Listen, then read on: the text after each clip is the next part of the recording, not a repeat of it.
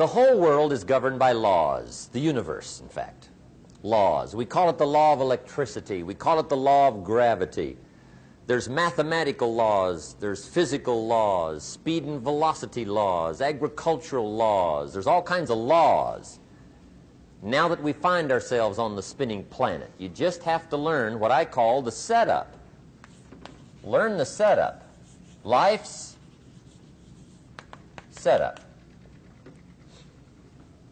Now, we didn't set it up, but we're here, so you got to learn it. And we should learn the setup for two basic reasons. Number one, to keep from getting hurt. It's one of the major reasons for learning, so you won't get hurt. See, economically, socially, personally, you can get hurt just not knowing. Ignorance is not bliss. Ignorance is poverty. Ignorance is tragedy. You got to know, or you're going to get hurt. It's good to know not to walk out the 10-story window. That's excellent information. Now, what if a guy didn't know and he walks out? Now he's dead at the bottom. Somebody says, well, the poor guy didn't know. You got to know, or you're going to get hurt. Okay. Now, here's a parenthesis. You don't have to like the setup. I don't ask you to like how it is. That's not what's important. But it is important to learn how it is. Okay? So you don't have to like it, but you should learn it. That's what I tell the kids, right? Make sure you get the information. What you think about it, that's up to you. What you're going to do with it, that'll soon be up to you. But make sure you get it. See, there's nothing worse than being stupid. Nothing. I mean, being broke is bad, but being stupid is awful. And what's really bad is being broke and stupid, right? That's about the end of the world. I mean, there isn't anything much worse than that. Unless you're sick. Sick, broken, stupid. I mean, that is it, right? There's nowhere else to go. So make sure you get the information. It's key. You don't have to like it, but learn it. If this big monstrous thing lifts up in the sky, hangs there for a little while, cuts loose, comes crashing down, boom, shakes the ground for 5 miles. And then this big monstrous thing lifts back up in the sky, hangs there for a little while, cuts loose again, comes crashing down, boom, shakes the ground for 5 miles. It just keeps doing it, this big monstrous thing, lifting up and then crashing down, boom. Now, you might come along one day and say, that's got to be a stupid arrangement, which is okay. You're entitled to your opinion. But the first thing you should learn to do is get out from under it, right? That's number one. You might have a great moral argument. You might want to shake your finger at the sky, but do it from over there, right, so you don't get smashed. It's called your basic smart. So number one, learn so you won't get hurt. Whether you like it or not, learn. Now here's the second reason for learning, the setup, to benefit. It's called the plus of life. And that's what life is, right? Both minus and plus. The minus is tragedy, heartache, misery, failure, unhappiness. But life is also happiness, prosperity, good feelings. So here's the key. Learn to get on the good side of the way things work.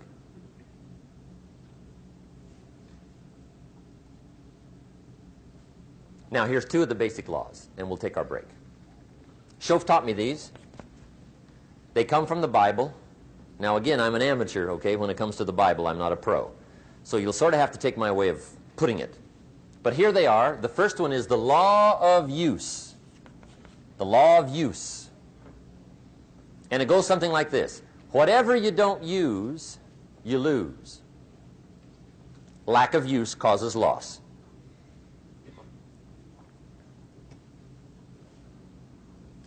On this planet, maybe not the next one, but on this one, if you tie your arm to your body, leave it there long enough, you'll never use it again.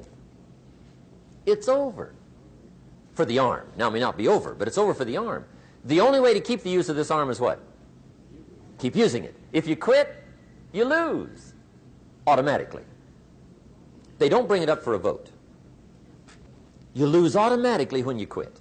Now, the same thing that goes for your arm goes for your brain, mentality. The same thing goes for all the human virtues. Ambition, unused, declines. Strong feelings, unused, diminish. It doesn't grow, it diminishes. Faith, unused, decreases. It's a law. Vitality, unused, diminishes. Energy, unused, decreases. The guy says, well, I'm going to save up my energy. You can't do that. That's like trying to save today, put it on the end of the year. See, you can't do that. They'll come take you away. If you don't use today, what? It's lost. The guy says, well, I'll work twice as hard tomorrow to make up for it. See, that's foolish. You could have done that anyway. Today, unused is lost. A talent unused is lost. An ability unused is lost. So here's one of the key expressions of the evening. Take a new inventory of yourself. Starting tomorrow, new project. Take a new inventory. And make sure that all of your talent and ability and mentality and ingenuity and vitality and strong feelings, faith, courage, make sure that all you've got's being used. Otherwise, you lose. Now, one of the best illustrations of the law of use is a Bible story called the Parable of the Talents. The talent story. Interesting story if you haven't read it in a while. Just review it. It's a good story. An ancient story. It says there was a master with 3 servants. He got them together one day and he said to the 3, I've got these talents. And in those ancient days, a talent was a measure of gold. And he said to the 3 servants, take these talents and see what you can do with them while I'm gone. He said, I'm taking a journey and I'll be gone for a while. When I come back, we'll get together, go over the book, see how you did. He said, here's 5 of these talents for you. 5. Here's 2 of them for you. 2. And here's 1 for you. 1. The master said, take those talents, see what you can do with them. When I come back, we'll get together, we'll go over it all. The servant said, okay, master takes off. According to the ancient story, the master comes back from his trip. When he gets back, he gets the 3 servants together, and as he said he would, he asks, how did it go with those talents? You were 5. What happened? That servant said, well, I took the 5 talents you gave me, and I put them to work. A little shaky at first, but he said things finally got rolling. And he said, I poured it on. And he said, my talents grew to 7, 8, 9, 10. He said, I doubled my talents from 5 to 10. Books will show. Master said, one heck of a job. Or something like that. He said, I gave you 2 talents. What happened? That servant said about the same thing happened to me. I put those 2 talents to work, poured it on. They grew to 3 and then to 4. He said, I doubled my talents from 2 to 4. Books will show. Master said, well done. He said, I gave you 1 talent. What happened? That servant said, well, I took the talent you gave me, and I carefully wrapped it, and I dug a hole and buried it. And camouflaged it, I suppose, right? So nobody would steal it. And he said, fortunately, nobody got it. And he said, I knew you were going to be here today, so I dug it up. Here it is, safely wrapped. I did not lose it while you were gone. According to the ancient story, the master said, take that talent away from him and give it to the man that's got 10. Now you might say, well, I don't like that arrangement. The poor guy's only got 1 talent. He's already got 10. It ought to be more even. Remember, I didn't ask you to like it. But this one I would ask you to learn, because it simply means whatever you do not employ, you forfeit. It's a law. So learn well the law of use. Now here's the second one, and we're going to take our break. Second law. from the Bible. This one we've heard since we were small, I'm sure. It's called the law of sowing and reaping. In fact, we've probably heard it so often we could quote it. It says, whatever you sow, what? You shall reap. Fairly blunt, hopefully clear. Here's my first suggestion on the law of sowing and reaping. Don't try to beat it. You might as well try sitting on the sun in the morning. Keep it from coming up. You'll have better luck. Whatever you sow, you reap.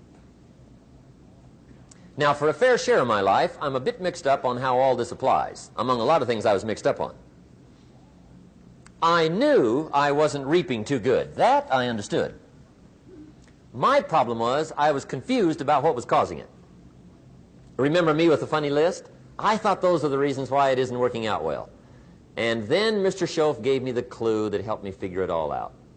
He said, Mr. Rohn, I have another answer for you. There's another way to quote this law that'll show you where the problem is so you can go to work on it right away. All you need to know is where the problem is. Then you can go to work on it. So he quoted me the law another way, and I found out what my problem was. Here's the way you quote the law. Whatever you reap is what you've sown. Now I knew what my problem was. Whatever you reap is what you've sown. If you don't like the crop, who do you look up? Answer, whoever planted it. And where do you find who planted your crop? Answer, in the mirror. What I finally learned to do come fall was to go to the mirror. That's where you go. And if necessary, you say, a few skinny carrots? I got to be unimpressed. Where were you last spring? Asleep. Didn't you read the books? Did you break your hoe? Let me give you 7 key points to the law of sowing and reaping. Let's tick right down through the list of 7, and it'll be break time. 7 points to sowing and reaping. Here's part of the philosophy that really helped me to make some changes in life direction. Number 1, the law of sowing and reaping is negative. That's number 1, which simply means if you sow bad, you reap bad. Now, this is kind of 3rd grade, but it doesn't hurt to go over the basics. If you plant thistle seeds, you don't get pumpkins. Honest, no use looking for pumpkins. John says, how come no pumpkins? Come on, John. The law's negative. That's how come. Now, here's number 2. The law's positive, which simply means if you sow good, you reap good. If you plant pumpkin seeds, you don't get thistles. Not from pumpkin seeds. Mother Nature won't pull tricks on you over in the corner snickering and pushing you thistles and you planting pumpkin seeds. She won't do that. You will get pumpkins from pumpkin seeds, and the reason is because the law is positive. Now, here's number 3. I got excited when I found out the full dimension of this. See, you do not reap what you sow, but rather, you always reap much more than what you sow. So the 3rd key word is more. You don't get back what you put out. You get back much more than what you put out. And it works both positive and negative. On the negative side, it said, if you sow to the wind, you reap the whirlwind. So you've got to get ready for that, or you will be naive.